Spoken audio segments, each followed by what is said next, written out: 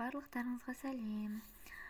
Біз бүгін мынандай жилетка тоқуды үйренеміз. Бүгінгі мастер-классымыз осы жилеткаға арналады. Бұл жилетка 2 жасқа арналған, және де бұның арқасына мен мынандай аюдың бейнесін салдым. Бүгін 1 жасқа өлшеп тоқимыз. Сонымен жұмысымызды бастаймыз. Ең алдымен бізге жұмысымызды бастау үшін кеуде өлшемі керек.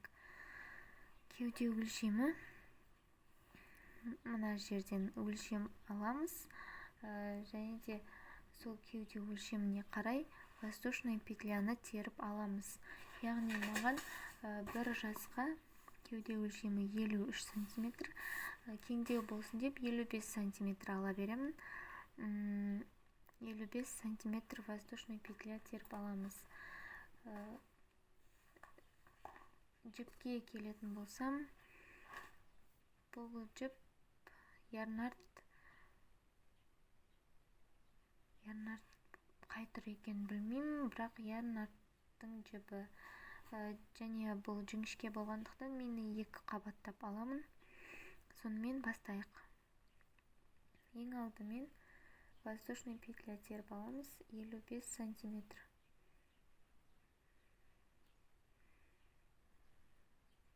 Бір, 2,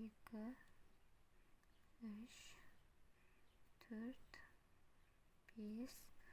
Міне, осылай 55 см болғанша воздушный петля теріп аламыз.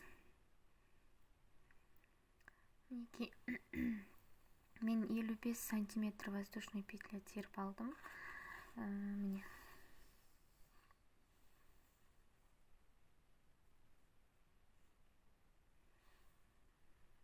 Мінекей.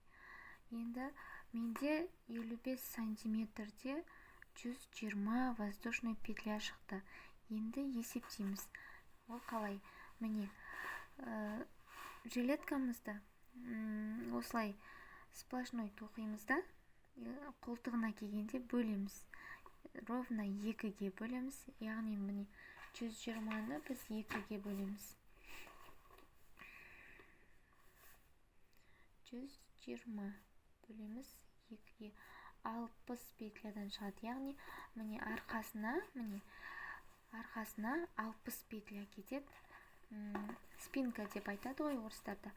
60 петля кетеді. Ал мына 2 жағына полочка дейді.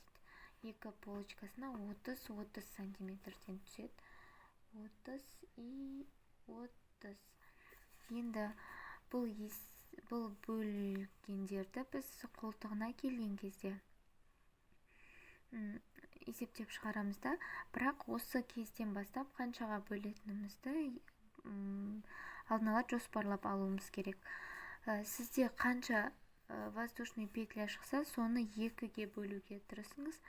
2-ге бөлінбейтін болса, 1 воздушный петля қосып, жұпсан шығарып алып 2-ге бөліңіз. Сонымен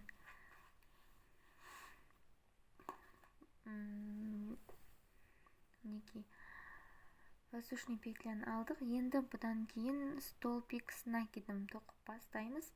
Ол үшін 3 воздушный петля тереміз.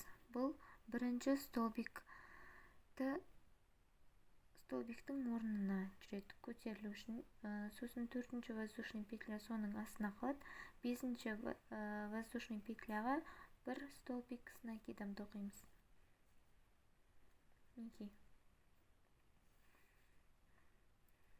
Дәл солай әр бір воздушный петляға столбик с накидом тоқып шығамыз.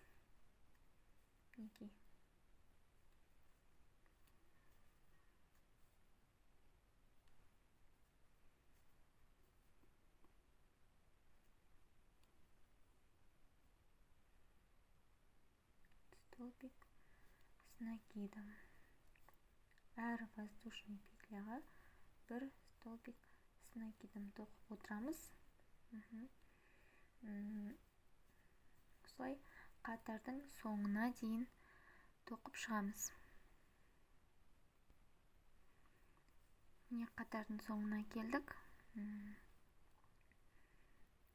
Тоқи береміз. Және мынау ұшындағы жіпті тоқу барысында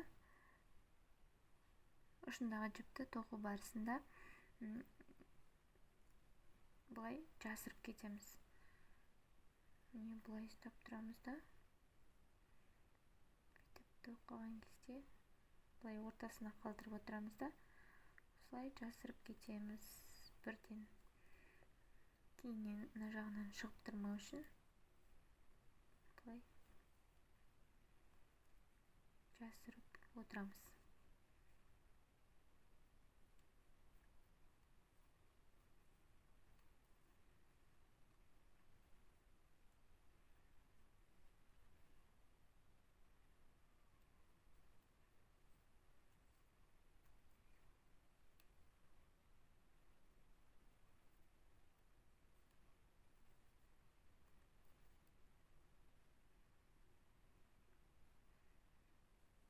Соңғы столбик тоқимыз.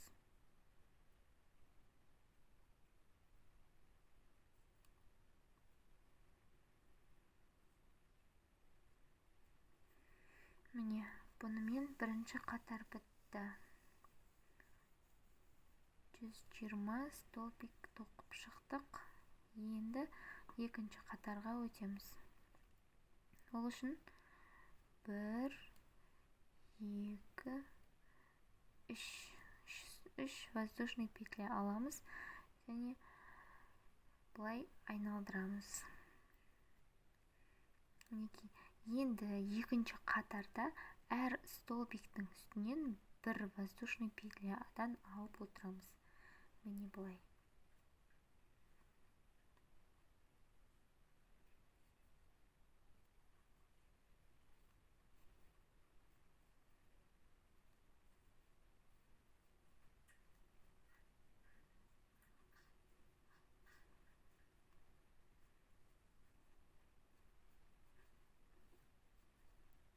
Мінекей.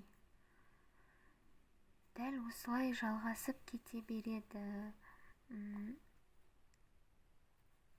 Осылай соңына дейін тоқып, мына жерге келгенде, міне 3 воздушный петляның ең үстіңгі 3-ші петлясынан бір столбик аламыз және жаңағыдай жоғары көтерілеміз.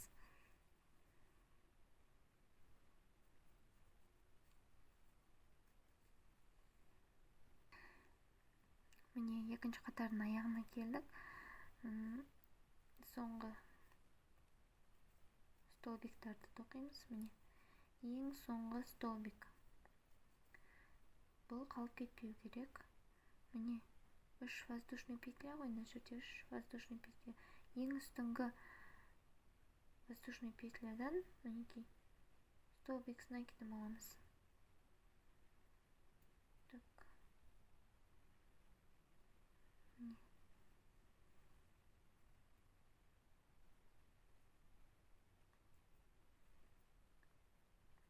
Енді үшінші қатарға көшеміз. 1, 2, 3 айналдырамыз. Бұл бірінші столбикті алмастырады. Мінекей бірінші столбиктің үстіне бір столбик болып тұрады. Сосын екінші столбиктен бастап тоқимыз.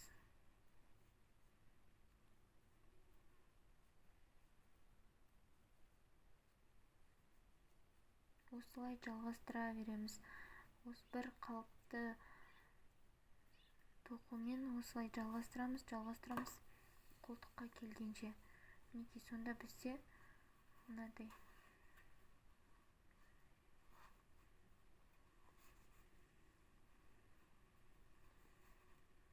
болып шығады.